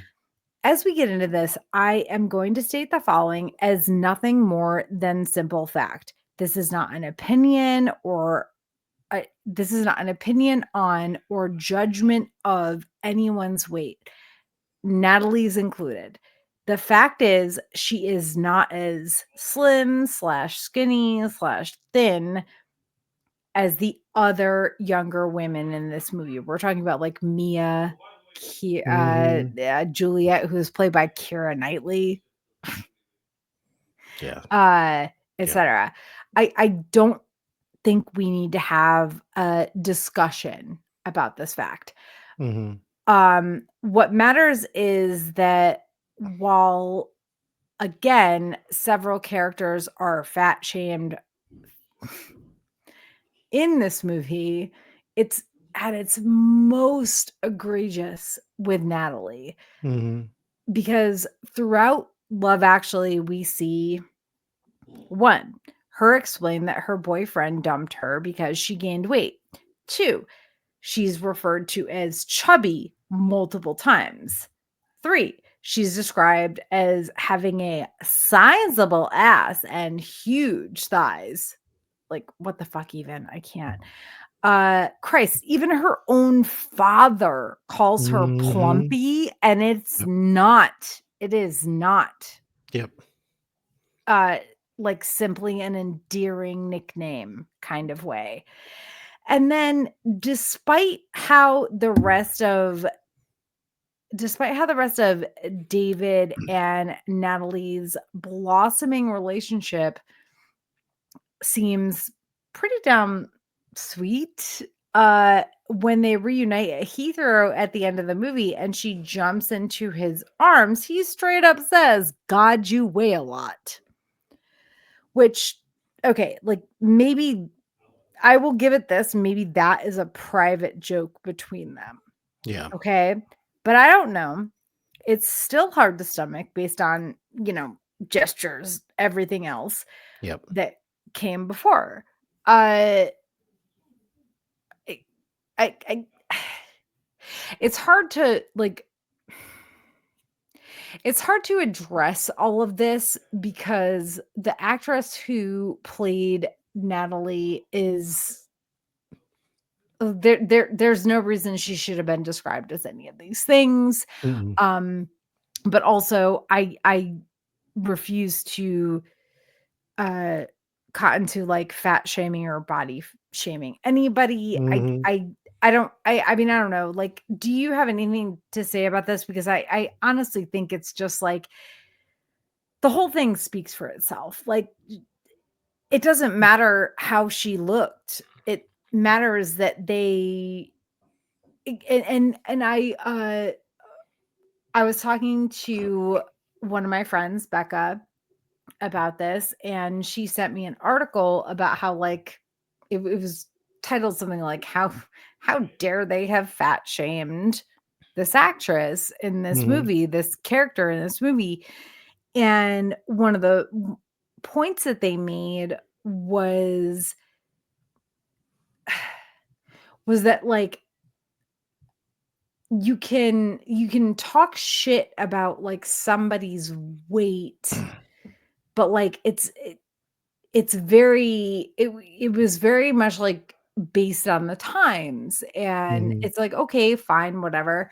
But the Richard Curtis, who wrote the movie, apparently in like 2023, which like too little Mhm. too late, my dude, he was like, Yeah. "Oh, I didn't know." And like, I didn't mean it to be mean. And like, I just thought it was fine. And it was like, nah, dude, fuck you. It was always mean. Like, it was always fucking mean. Like, just because it was Mhm. quote unquote okay then and it's not okay now, it Mhm. was always fucking mean. Fuck you.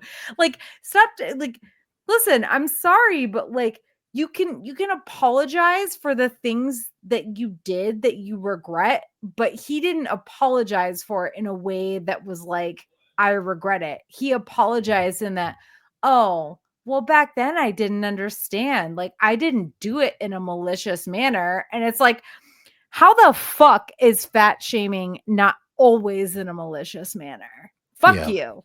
Fuck Yeah. you. Fuck you. I'm like, I'm Mhm. so mad about that article. And I hope people like, I didn't look into it more, but I hope people fucking ripped him a new one for that shit. It was not in a malicious manner. Of course it was. Yeah, and Are you especially shitting like me? yeah, and like especially for like now, right? Like so those kind of jokes, yes, were they like a product of the time? Yeah, absolutely, right? Because when you look at any of those movies, you always see that kind of stuff. And look, a lot of that stuff happens on the reverse today, right? Turn on the Disney Channel, right? And it's okay for them to have, a woman that is, doesn't look like the model or whatever, right? I don't know what you would call it, but you know what I'm saying. Mhm. So, but they're always chasing after what?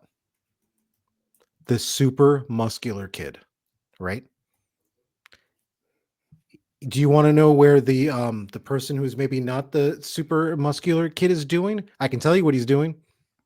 He's the fucking comedy act, right? He's the bumbling idiot. He's the one doing all that kind of stuff. That stuff is still going on today. It's just that you don't see it in the same dynamic in which it was shown back then, you know? So it's cool that shit has changed, that we're not doing that anymore, but it actually is still around right now. It's just on the flip side. It's on the reverse right now, you know? And people are okay with it, and it drives me nuts, but yes. So to say that it was just a product of the time and that's it and not apologize for it, Yeah. you know, Well, then yeah, that was the thing that made me so angry about it. Was like an mhm, article from 2023, and that's what made me so fucking angry about it. Is that he mhm. was like, it wasn't in any malicious manner, and it's like, And I wouldn't have said are that. Like you if fucking kidding yeah, me? Are you yeah. fucking kidding me? Yes, it was in a malicious manner. Mhm, The whole movie was the whole point was like making fun of Natalie being chubby, her sizable ass, her fat thighs, her like I mean, I'll be honest, even Karen, Emma Thompson's mhm, character is like, "Oh, you would have been just his type." And it's like, she's fucking talking about the fact mhm. that Natalie is not a stick skinny person. Yep. Look, Ugh. like, yeah, I would never have approached it as I would have like if it was me and I made the movie, I would have been like, yeah, you know what? That was malicious. And it came from a time where maliciousness was acceptable, right? Because it was Mm. okay to say things like that. You can say things about gay people, you can say things Yep. about, Oh, yeah, they fat say a people. fuck ton of nasty shit Oh, about oh, transvestites and, like, I'm saying transvestites in, like, the movie mhm. term, not like Yep. I would never use that word in, like, actual conversation, like, they use Yeah. yeah, yeah, And the thing and is like mm, it mm, was malicious. It's just that maliciousness was acceptable back then. It was okay for you to do that, right? Like, is it okay to kill somebody? No, but when you go to war and you kill a bunch of people, like it was just acceptable at the time. That's what we were doing. Does it make it right? No, it doesn't make it right, but that's what was happening, you know? yeah, I So, was I was literally, like, disgusted with that article, like, "Oh, like, now I'm taking it back, but it wasn't malicious," and it's like, "No, yes, it fucking was! It's yeah. always fucking malicious." When you are harping on somebody about their physical appearance, it is always fucking malicious. Mhm. Ugh, I could go off about this for like a year, but do we want to move on to number 8 so that we can just Yeah. because otherwise I will yeah. Yeah. The train does have an end of the line. So if we just keep going, then the train is going to smash through the barriers and we're going to fall off the cliff. So Yeah, yeah. we got to keep going. Okay. As we move on, there's one relationship we haven't talked about yet, though in this case, the relationship itself isn't a problem. In fact, it isn't any problem. So instead, number 8 on our list is Dirty Old Men Are Funny or Not. This is probably a short one because we only have 2 points to touch in on. First being when Billy Mack is asked who his best shag ever was, and he quickly responds Britney Spears. And when the radio host is like, "Wow," Billy literally snorts and then continues and said, "No, only kidding. She was rubbish." Yeah, Britney Spears was like 21 when this movie was filmed. So there's an Mhm, age difference thing here, but also mhm, the usual sexualizing of Britney compounded with him, even if it's just jokingly talking shit about mhm. her sexually. Gross, ma'am. Just gross. Yep. Gross. Just gross. Um, and then the other part of this is like dirty old men. Mhm. Uh, there's the American president hitting on Natalie. It's actually assaulting her, really. Yeah, that's what it is. Yeah, yeah. Call it for what it is. And yeah, and thankfully this isn't treated as a joke, but even good old David, the prime minister, who we never have a last name for, asks for Natalie to be moved from her position to one, I don't know, away from him after it happens. And that's just like never sat well for me. It feels No. kind of victim blamey. Mhm. Like, It does. oh, I caught you in the prime minister and I'm sexually attracted to you too. So, like, go away. Even if it's like, even if it didn't happen with the other person, but just if you have to remove somebody because you're sexually attracted to them, yeah, that's a problem with you, not with them. Yeah. So you shouldn't be doing that. And if you can't control it, guess what, Mr. Minister, Mr. David Minister, maybe you shouldn't maybe you shouldn't be doing what you're doing. Maybe you shouldn't be the fucking prime minister. All right? You know? I mean, I think that like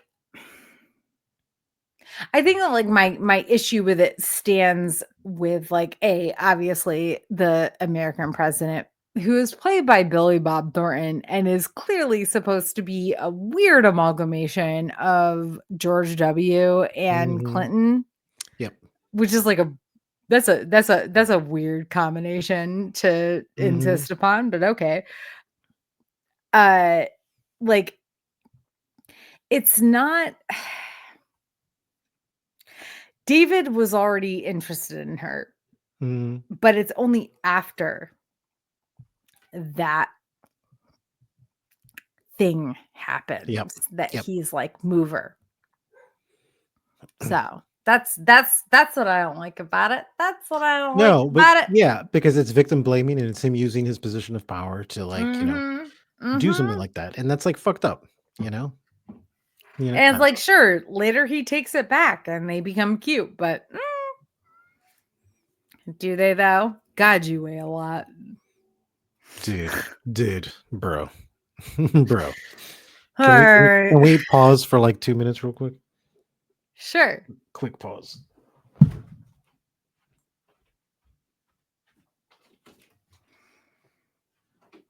We're pausing for 2 minutes while Manny does something I don't know about. And by the way, I'm not editing this video before I put it on YouTube or whatever. So now it's just me talking to myself. Uh trying to figure out what to talk about. So last week I was in Japan. I'm very exhausted because I am still jet lagged. I have not slept properly the entire time I've been home. Japan was amazing. I will be putting out a impulsive hyperfocus episode or possibly two impulsive hyperfocus episodes about my Japan experience. I'm very excited about this. Like I have already started writing up my what I'm going to say. I'm separating it into chapters. So I think there's going to be like a pre slash early Japan arrival chapter, and then the rest of it with actual experiences. Um, I will say this much that if you've never been to Japan and you have T-Mobile, good luck. And if you have an Android, also good luck because they are very iPhone friendly in Japan and they don't care about Androids unless you purchased it there and then you'll be fucked if you didn't. So okay, Manny's back. Yeah, I'm sorry. I made a lot of nonsense talk. Okay, I okay, heard it okay. because I still had my headphones on. I just had two cats fighting downstairs and I had to stop the radio. Oh my god, is that what you're doing? Yeah, it just happens sometimes. So All right. Well, number 9, in case it wasn't clear throughout our discussion of many of the previous things we hate, we have to look at this from a wider angle because it simply deserves its own mention. Number 9 is women in agency? Not in this film. hmm Okay. Perhaps this is unconscious bias. The men in this film have a lot of love against all odds sort of stories. Basically, all of them get some sort of conclusion, even if it's not like a happy one per se, to their relationship woes or pursuits. And I don't know. For instance, like I understand why Sarah's story is about familial love, the fact that it seems as if she'll likely never get to experience romantic love of her own is just like not fair. yeah. Uh and no one is going to change my mind on that, especially as, let's say, creepy Mark at least gets a conclusion to his stupid story. And a stupid story it was. And then of course Karen doesn't get an obvious conclusion to her story either. It appears at the very end that she's likely keeping things amicable for the kids. But my God, like, if that's the case, we should have had to see Harry, like, actually be honest hmm with her instead of playing the, I don't know, I'm the worst game, hmm which is what he plays when confronted. hmm And like, I want to know for sure that she made the choice to tell him to bugger off. hmm Finally, there's Juliet. Oh, Juliet. We hardly. Okay, no, we absolutely Usually, don't at all know yeah, ye. no, Like, at all. really though, we don't know anything about Juliet other than that she gets married to Peter and uh Mark is in love with her. Yeah, She's not really a character so much as I don't no, know. she's a prop. She's Yeah, just a prop. she's a device to show us Hmm poor, sad, creepy Mark and his weird, gross, unrequited love. Yep. I didn't like it. It was dumb. Now I'm going to say this is that I'm a little sucker for Keira Knightley. I've always liked her. So it was it was sweet because I like seeing her pretty face and and the way she talks and all that kind of stuff. Fantastic, great. However, but I feel like there was a lot of people in this film that were wasted because let's face facts, they have a lot of really big name people in Mm-hmm. here, a lot of big name people that were just kind of like, Well, to be fair, uh, a lot of them weren't big name in 2003. yeah, I guess that's a good point actually. Yeah, that's a good point. Like Chiwetel Ejiofor, who plays Peter, Mm-hmm. he didn't become big until much later. Andrew Lincoln was nothing He was until nothing. Yeah, he Walking was nothing. The Dead. Walking Dead. I feel like in this movie, I don't know if I know that you write also, right? So I don't know if you've done this. I've done this before with a few things that I've attempted to write where I come up with a good situation, but I don't know how to fit it into a story, right? And I feel like a lot of this movie is that. It's like, okay, these are love situations. So maybe they don't have maybe the point of it is that it's like kind of nothing comes from it kind of situation. They can't fit it in anything else, so it's like Like, you remember that one movie we watched where I kept saying I felt like it was all the deleted scenes of like 90s movies and they mashed it together into like one film? That's what I feel No. like like about this, where I'm like, well, Which one was that? Can't Hardly Wait, Can't or Hardly Wait. It was Can't Hardly yeah, Wait. Can't Yeah, Hardly Wait, Can't Hardly yeah. Wait. And I feel like this is kind of the same thing almost, but like from like a writing perspective, where there was a writer who's like, okay, um, how I would write is that there was these scenes I would want, right? And then I would kind of write them all out and I would figure out ways to link them together. So they were kind of like my anchor of like, okay, how does it get from here to here? This is what's gonna happen, this is what's gonna happen. And I feel like with these stories, there was no way to really link them aside from the fact that this is what love actually is. And that's it. You're killing me. You're fucking killing me. Okay, well, should we move on to number 10? Okay. Ladies and gentlemen, this is our last stop on the train.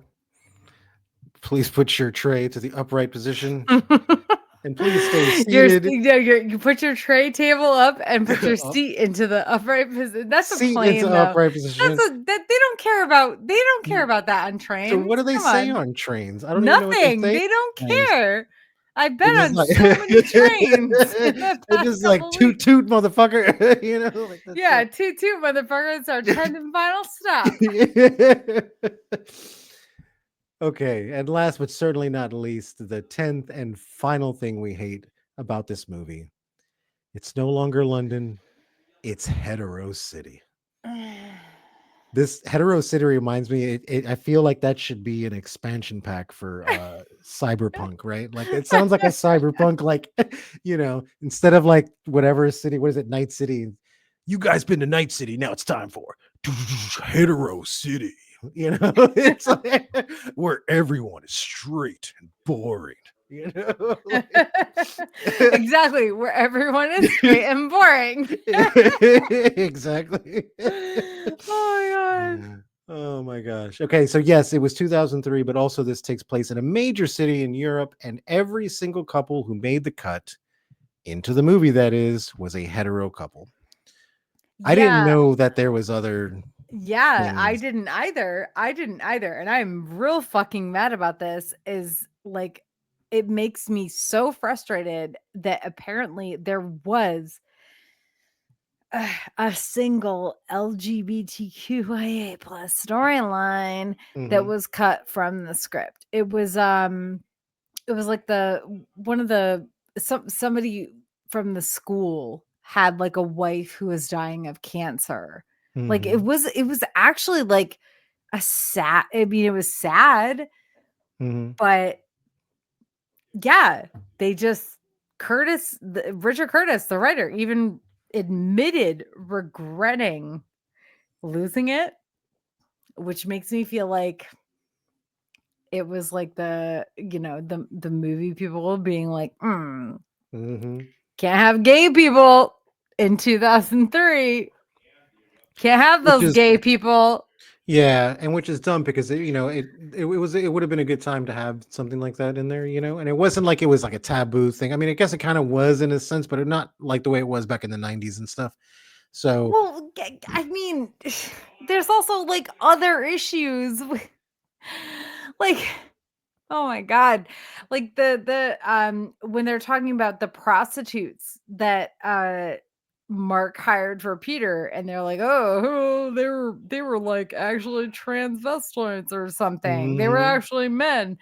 And I don't know, there's a lot of gross, like, mhm, anti like particularly anti-trans stuff, but also yeah, I mean, when Billy Mack like shows up at his manager's apartment and he's like, hey, the mhm, person that I love is actually you, and he's like, uh 10 minutes with Elton John and you're a fucking flaming gay, and it's like, yeah, whoa, okay, all right, guys. But that said, yeah, all of that said, yes, this movie is so fucking hetero. Like, yeah. and I know it was 2003, but also, come on, guys. They had a yeah, storyline. They had a storyline and they cut it. If it wasn't for that, I probably would have just like passed over the hetero-ness of it because yeah. it was 2003. It was But 2000. knowing that they had an LGBTQ storyline and they're like, Mhm, no, not gonna do mhm. that. I think they were just trying to play it safe, because back then, Yeah, I think it playing was safe. like they wanted to play it safe, right? They just wanted to be little punks about it and be like, "No, we Oh, don't play it know." safe. Like, but let's like call this girl fat all the time Mhm, and have this fucking creepy as fuck guy mhm. be in love with his best friend's wife. Okay. Yeah, there was a lot And of not like to mention the Portuguese shit, which was like yeah. I mean, I'll be honest, like I don't know, was it racist? It was bad no matter what that they treated the Portuguese family like they were Well, yeah, dude, and ugh. it's like yeah, and it's not like that, like, it made it seem like I couldn't decide at first. I had to really listen to the language to understand, be like, "Oh, okay, they're it's Portuguese," right? Like, because, like, there are some things that I can understand from it. So, I was looking at it, I was like, "Oh," because at first I thought it was like, "Are they from, like, Kazakhstan? Is this, like, some kind of Russian, something off the Eastern Bloc?" Like, something like, where and, like, no, it wasn't, and I was just like, "Okay, dude, like, maybe in the 1600s, but it's not, like it's a cool city looks old, but it's not like that, All right, well, Oh my god, okay. This has been a train ride, hasn't it? mhm, as usual.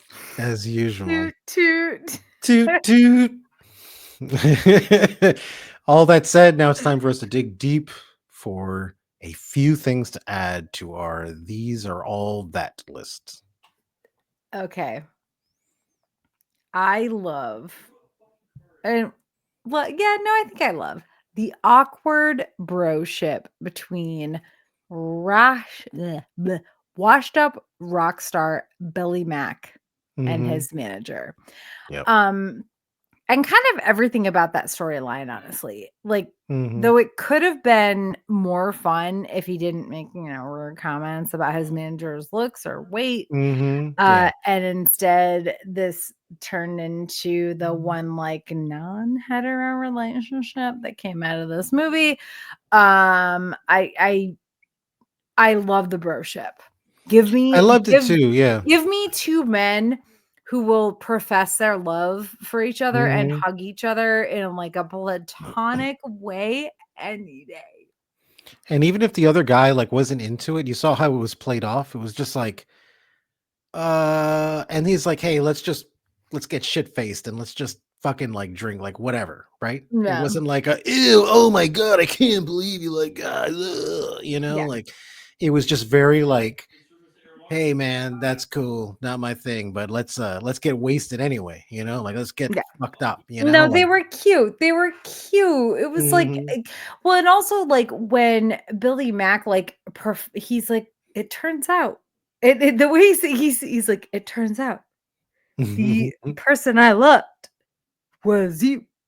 Yeah. He's very like I ridiculous about yeah. it. And his manager is like, oh, he like doesn't expect that sort of appreciation. Mhm. And I love it. I'm here Yeah, for it. 10 out of 10. I thought it was good. Do you hear my dogs barking? I do. I don't know what they're barking about. But yeah, 10 out of 10. Yeah, that was, one of the cooler love story parts that, yeah, they didn't hook up, but it was good, Yeah. and that actually was a very good arc because it literally starts from the beginning to the very end of the film, Mhm. Well, right? and as much as I would have loved like a gay, love story, I also respect like the whole like just broship, right? Mhm. Like men should be able to be affectionate with each other, and I I think agree. that that is what this particular relationship shows. Mhm. Now, My second one, Daniel and Sam's relationship. Mm-hmm. Up until it is revealed that Daniel is Sam's stepfather, Mm-hmm. you obviously assume that he's like his blood father. I don't know what the fucking proper term for that is, but Biological. then biological, thank you, Mm-hmm. whatever. Uh but then like knowing that Sam is his stepson makes everything about their relationship even sweeter. And like I gotta take a personal breath for a second because um even when Sam admits that he is in love and like Daniel asks how he or how she or he Mm-hmm. feels about Sam. Like I don't know. I've always thought their relationship was so great, despite their sad storyline or at least like the sad beginning of it, but also being a stepmom like Mm-hmm. has put it even like more into perspective like that Mm-hmm. like oh shit Mm-hmm. like I there's dumb shit and weird shit about their storyline too, but Daniel his devotion to his stepson after his wife dies, his kid's mother dies, and I just no, no, that's all I'm gonna say. It's Christmas, girl. You gotta let it all come out. Yep, It's look at my Christmas. shirt. Look at my Yep. shirt. I'm Christmas all Christmas. around. Love it. Love is In extra. this train, in our train, there is anger, there is love, there is tears, there's everything. All right. You guys came for the full Monty here. All right, dude. All right. So what about you? Your positives. Positives. I don't know. I'm gonna eliminate this one because I already spoke about this. So yeah, Bill Nye. I love the guy. He's a great actor, and I really liked his like laugh and snort thing. He does that a lot. Like that's like kind of a thing that he does, and it's so fucking endearing. Like I fucking love him. He does it in like Hitchhiker's Guide to the Galaxy also, right? Because he was in that film and he did it. He's fantastic. I love seeing him.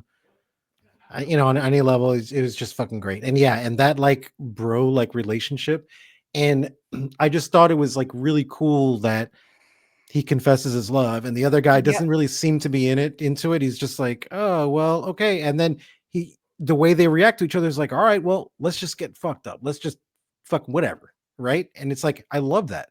It's like, yeah, okay, why does shit have to be weird? Let's go get fucking roasted anyway, and Yeah. we're gonna have a good night regardless. Who fucking cares? Yep. Yep. So I thought that was fucking great. And Colin Firth is great to see him in it, even though his story was kind of like weird. I'm definitely a masterpiece theater kid. So it's like anytime I see someone show up from that masterpiece theater stuff, I always feel like, Anytime Colin Firth shows up in anything, my lady parts go whoo. So yeah. just Well, no, I mean my lady parts do it when he shows up, and he starts talking, and I'm just like, wow, I am gay, I am, you know. for So this particular person. this particular person, it's like, yeah, totally gay. But so it's always cool to like see that, and to see someone from, because I used to watch those movies even when I was like younger, and I just wasn't. I don't know. I was very much into period pieces. I was a weird kid growing up, and that's what I was into. I liked those things, and he was in a lot of them, so it was cool to like kind of see it. Anything else good about this movie? It was cool. I saw Keira Knightley in it. There was that guy who was from Walking Dead. That was cool. Even though I wasn't really into Walking Dead, I only watched like a season of it. Oh Oh my god. yeah, and the one who's married to Juliet, I can't remember what the actor's name is. Martin Freeman. No, No. I'm no Chiwetel. Chiwetel Yeah, Asia for. yeah, that guy. He's fantastic too. Like I first saw him in that Serenity movie, and he was like really awesome. And I love his presence. Like on film, he's fucking great. Well, and this movie was like the beginning of like Mm-hmm. so many like oh my Yep. god, like Andrew Lincoln, Yeah, the dude. Yeah. Walking Dead guy. Yeah, I mean, this could literally serve as a prequel to The Walking Dead because he just looks so much younger and like he's been eating. He doesn't look like battered. It's like Love Actually is actually a prequel to The Walking Dead. Oh my god. All right. Yeah, that was about it. Was there any trains in it? I don't think there was any trains in it, right?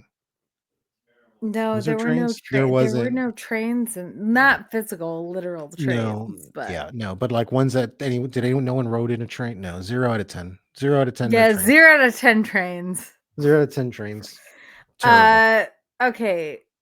Wait, so if we're rating this on a scale of 1 to 10 Zach Morris's, with 10 being the most cringy, Hmm. I'm gonna rate it like a 6. Yeah, I was gonna give it a 5 or a 6 too, and I'll tell you why. Yeah. Right, when I go and get like a taco bowl, right? Like everyone is gonna hate me for this when I say this, and I do apologize ahead of time, guys. However, the conductor is still, hasn't stopped the train yet, so you're all stuck. You're just gonna have to listen to it, okay? Um, so sometimes I go to a place, and I'm not picky when I order food, right? Like when I order food, if something is wrong, I never send it back. I'm just like, oh, I'll just figure it out, right? Like, because I don't. I'm not a pain in the ass like that, and I'm very shy when it comes to those things. Somebody can completely mess up my order and put chocolate sprinkles on it, which I hate chocolate, and I will still do my best to try to move them out of the way and just eat around them. Okay, because I'm one of those people. Okay, so you go and I get the taco stuff, right? Oh, great, it's got all the things I like in it. But I strictly told them I don't want any guacamole on it. I hate guacamole. Okay, and they put it in there. But here's the problem. It's not that they put it in there and I can dig around it. It's that they mixed the whole thing together. So now I'm like, now it's a conundrum. What do I do? Do I return it and I go be a Todd or go be a Karen, And then maybe they spit in my food, Or maybe they mixed the guacamole in there because maybe the person thought, hey, you know what? This person really might like it. And they're probably doing it like they were trying to go above and beyond to make me like it. So now I'm in a weird conundrum now, right? So I can't. So in this movie, there's things in it that are the guacamole, and there's other things that are like the beans and the rice and all these kinds of things where I'm like, oh, I like these aspects to it. It wasn't a total disaster because there were just things about it. Like I really liked Liam Nielsen's thing. I liked Bill Nye's thing, like I liked different aspects to it. And not only that, it was cool to just see people in it, like even though that there was people that their storylines sucked, Laura Linney's fucking fantastic. Okay. Like it's Yo, great. God, yeah. Her You that know, moment where she like yeah. Yeah, has her exactly. excited like thing on the stairs, Exactly. like you feel her excitement. She's fucking amazing. Exactly. And I guess the point is sometimes it's like I know I'm kind of going on a rant here, but like when you go to like a boxing match and it's not like a boxing match that's actually ranked, it's just like an exhibition fight, right? And that's what this felt like. This felt like an exhibition fight of a movie where it's like, okay, we're going to get a bunch of really famous people that everybody knows, but the movie doesn't really count for anything. This is just a bunch of weird stories and we're going to just kind of all put it together, That's what I think. I give it a 5 out of 10. 5 out Yeah. of 10, but 0 out of 10 no trains. Yeah. Yeah. Yeah. No. I think like I said, I think I'm 6 Yeah. out of 10, It which is weird because like I felt like I would have given it less, but after going through, our mhm. discussions, I think a 6 out of 10. Like it's not the my God, like it's not the Oh, worst. no. It's not the No. worst thing we've ever watched. Okay, okay, okay, okay. This next part is you. Okay, finally, what is our watch this, not that suggestion? Do you have anything? I'm gonna let you go first while I think of one because this was something that I totally flew past and didn't read it. So I have to kind of think about it real quick on the fly and pretend like I had it Okay. on there the entire time. All right. So if we're sticking with holiday movies that center around romance, and if you want another movie featuring like big names from around the same time period, The Holiday with Cameron Diaz and Kate Winslet. However, if you are looking for a recent movie that is more like Hallmark Christmas movie on the end of things, I'm going to say A Biltmore Christmas, Hmm. which came out last year. So I also feel like I'm not sitting close enough to my mic. You're But fine. you know, My Christmas movie that I would recommend watching is Kiss Kiss Bang Bang. That's what I do. Great noir film, takes place during Christmas time. There's love in it. There's a love story. I think it's fantastic, and there's murder too, which is cool. Um, you it's know, a totally different. I know. I'm not disagreeing with it, but yeah, I can't think of another Christmas movie because I've just never really been into like Christmas movie stuff to like begin with. So I can't think of dude, one. I wasn't either until a few years ago. So, Yeah. all right, well, we ready to call? Huh? Dude, you were right. We definitely did a 2-hour one on this one. I told you. All Yeah. right. As we close out the episode, we just want to give a shout out to our heroes tier Patreon. To our heroes tier patron, Tommy of the TKOK Podcast Network. I've had a lot of wine tonight. Thank you so much for supporting us.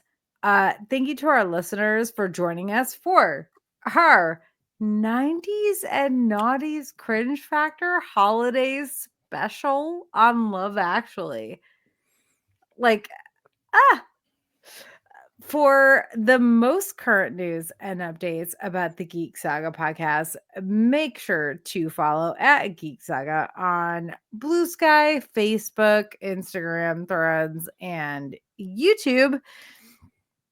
And as always, please also consider supporting us at patreon.com/Geek Saga _entertainment. I apologize for being so drunk. Yeah, this one did it for us. Listen, it's my birthday. Like, Oh I mean, shit, that's not right. like right. Wait, is it? Almost though. Yeah, Almost. it's not Almost. my birthday right this second, but I'm celebrating my birthday, so I do what I do. That's right. Good And night, y'all. everyone, yes, exactly. So Yes. everyone please exit on the rear of the train, not the front. Grab your stuff and the train will be back next time. Yeah, yeah. We'll be back. I don't know, next month or something. Next Bye. month or something. Bye.